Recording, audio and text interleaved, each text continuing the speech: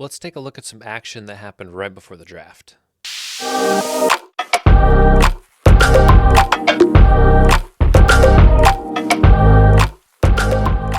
Welcome back to the Green Means Go channel.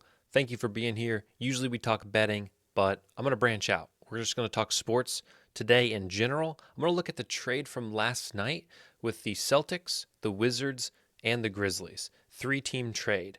Now, in this video, I'm going to be talking about what happened, what each side gave up, and then I'm going to rate, I'm going to score, I'm going to grade with all of my extensive knowledge of NBA rosters. I'm going to grade each team's decision in this trade. So last night, right before I go to bed, okay, 10:22, Underdog NBA, a verified account, tweets via Woj, okay, Porzingis trade to Celtics has fallen apart. All right, I get that message, and I had just been texting some buddies about this trade and about what this meant for the NBA, for the Celtics, etc. I get this message and I send it to them. I said, well, that's it. All right, why do we even talk about it? We're just wasting our breath. And I went to bed. And I wake up to a flurry of Twitter notifications, messages. Porzingis to the Celtics. And I'm like, whoa, wait. That can't be right. I'm getting trolled. I'm getting butt crack sports, if you will, okay? If you don't know that account, don't go there because you go there once and then they start sending you alerts and then you think things happen that aren't. It's a parody account. It's bad news. So don't even type in butt crack sports on anything, okay? This message comes in at 11:51. So an hour and a half later, 90 minutes later, Porzingis has been traded to the Celtics for real this time. All right, so Porzingis is now a Boston Celtic. He joins Jaylen Brown and Jason Tatum and Malcolm Brogdon. They didn't even give up Malcolm Brogdon in this trade. So kind of confusing. So I think trades are often confusing. So I made this little cheat sheet for everyone to talk about what has happened. If I could find, I'm just going to go up here where the Grizzly be. You get the idea. So what happens? Boston gains Porzingis, obviously a great four in this league. Guy who can shoot, who can play anywhere. This is his fourth team, I believe. Porzingis' fourth team in the league, if I'm not mistaken. Knicks, Dallas, Washington, and now to the Wizards. So he's gone East Coast 3 times. Maybe not the best idea. Maybe he needs to go West Coast. I don't know. Not up to me. They get the 25th pick in tonight's draft, and they get a 2024 first rounder from the Warriors via the Grizzlies, okay, in this in next year's draft. Now, this is protected up to 4 picks. I don't think the Warriors are going to be one of the top 4 slots, so that shouldn't matter, but they will get a late, probably first-round pick next year. They lose Marcus Smart, a guy who I think is a massive, massive catalyst for their team, a tremendous player, more than a role player, someone who is a leader on this team. And when times got tough in the playoffs and Brown and Tatum couldn't do anything, you saw Marcus Smart step up and hit big shots and get the defensive stops he needed to. So a sizable loss for them, I think. They give up Gallinari, who was injured all this year, played, I think, no minutes for them. Mike Muscala, who, role player who really didn't see much time, and the 35th, sorry, it's cut off a little bit, and the 35th pick tonight. So I cannot zoom out anymore, so you just have to trust me. 35th pick tonight. So we'll talk about grades in a second, but overall, just at face value, I'm done zooming out. Leave me alone, okay? Just at face value, they get better picks. They gave up 2 guys that they don't really need or use, and they get one of the best power forwards in the league. So we'll talk about grades in just a second. The Grizzlies gain Marcus Smart, who I think fits in so well to this team. The only issue I see is he's not a scorer like, Morant tends to be. And Morant's still there. He has a 25-game suspension. But he's not going to give you the points that Morant's going to be. Can he play the 2? Probably. Will he? I'm not sure. We see Dillon Brooks is probably gone. So this team's going to get shaken up a little bit. But, if he comes in and runs the second unit, I think that's fine. But I can see him fitting into playing the 2 with Ja, possibly. Now, his defense is incredible, one of the best defenders in the NBA in the point guard position, point guard shooting guard position. So, that fits well with Memphis, who defends, incredibly well as is. What do they lose? They give up Tyus Jones, who was a decent backup for them this year, and they gave up the 25th pick in tonight's draft. Washington jumps in place of the Clippers, who were originally in this trade.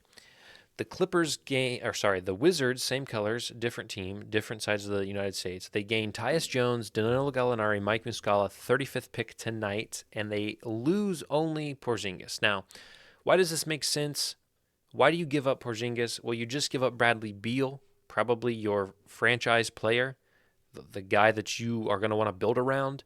And once you give up him, you kind of tell your team, you tell the community, you tell your fans, hey, we're not going to win now.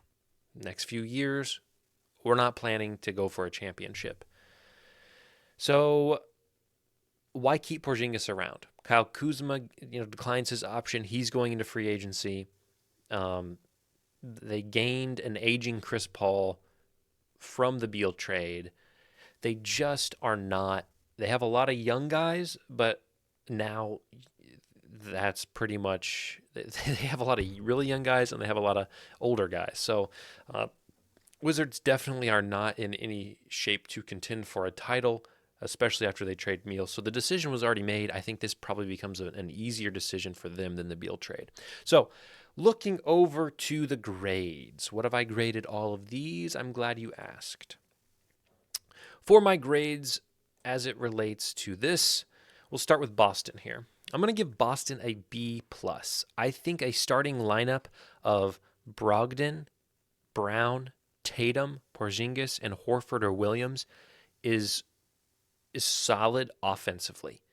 Now, are they going to shoot 83s combined a game? Probably. But is it going to be hard to defend that team? Absolutely. So with a 4 and a 5 who can stretch the floor in Horford and Porzingis, I think they will mesh easy. I think it'll be an easy transition for them. My only hang up, okay, and I think they also benefited from the draft picks. If we look at the draft picks only, they get 2 first rounders for the 35th pick tonight, okay, and 2 guys they didn't even use. So I do think this was a good trade for the Celtics. If Brogdon and Derek White can be enough and can fill the role that Marcus Smart played as a distributor, as a defender.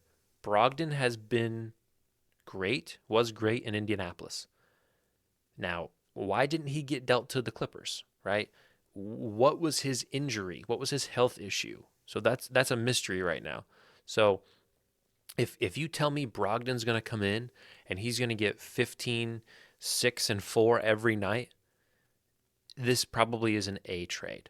But right now I'm going to keep it at a B+. Memphis, I'm actually giving this an A-. I think Memphis wins this entire trade, even though they don't get the big piece, the big name. I think, like I said in the last previous picture, Marcus Smart fits this team great. He fits the dynamic well. He fits what the game plan is. My only worry is, how long is Marcus Smart going to play there? Marcus Smart's 29, I believe, which is kind of middle age for the NBA. Obviously, we see guys go into their late 30s. I think Marcus Smart can play another 5 years and play at this level for another 5 years. So I think this is a good move also mentally and emotionally, because you have all this attention on Ja Morant and his decision making and his suspension, and we need a leader, and what do? They take a guy who plays the exact same position with the exact same, if not more, tenacity. They bring him in, okay, and that kind of shields Ja Morant a little bit in this trial period, in this time of uncertainty, in this time of rebuilding. So good move, not only basketball wise, but I think good move personnel, strategic, emotional, image wise. So A- for the Grizzlies. Wizards, I'm giving a C. I just feel like they just did it to do it. They have Danilo Gallinari now. They have let's just look. Like let's just peek at what. Okay, Kyle Kuzma is more than likely gone. So, wow, this is how does the NBA not? It's fine. Okay, the NBA has not. The NBA site, the official NBA site, has not updated the fact that Bradley Beal no longer plays for them. So actually, let's not use this because I want the updated because why why is ESPN has that trade not officially gone through? Okay, anyway, my point is Avija and Crispert, okay, Corey Crispert and Danilo Gallinari all kind of do the same thing, right? They're all small forwards who are going to shoot the ball. All right. You get Tyus Jones, but you just brought in Chris Paul. So are you just bringing in Tyus Jones to play the backup? Because he's not playing shooting guard, right? Both of those guys are going to handle the ball. But then what do you do with Monte Morris? Because Monte Morris is a backup point guard. Okay. It feels as if what they have done is they've taken what they have on their team and they've just hit the Control C, Control P. Okay? They've copied and pasted what they already have, which I find puzzling. And that's why they got a C. So we'll see what shakes up. The draft is tonight. Anything can happen in the draft. We could see some of these pieces move. Maybe the Wizards are going to move Tyus Jones again. Maybe they're going to move Chris Paul. I don't know. Okay. So anything can happen. This is just right now. If the season started tomorrow, no draft, no trades, and this is what we're dealing with, this is what I would give it. All right. So I don't think there's any true losers in this draft. I'm confused at what the Wizards did, but I do think both of these teams benefit from this trade in some way. So those are my ratings. Go ahead and drop in the comments if you agree, disagree, put your grades in there. Remember, if you can subscribe, if you can like, that helps me a ton. And if you like the content outside of sports betting perspective, if you just like me breaking down some of these key events, breaking news type of deals, I'm happy to do that. Blood alcohol content, who knew? Okay, 0.8, baby. So best of luck tonight with the NBA draft. Hopefully everything goes your way with the team you root for.